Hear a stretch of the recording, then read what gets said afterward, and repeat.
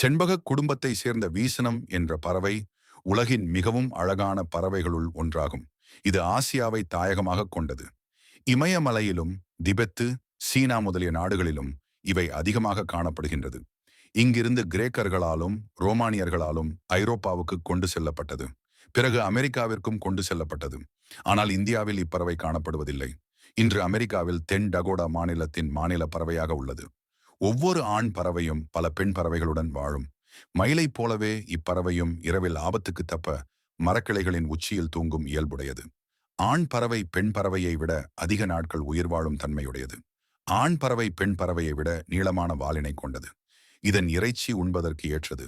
இதன் நிறம் பிரகாசமான மரகத பச்சையும் அதனுடன் சிவப்பும் பொன்னிறமும் கலந்திருக்கும். பெண் பறவைக்கு நிறம் மஞ்சளாக இருக்கும்.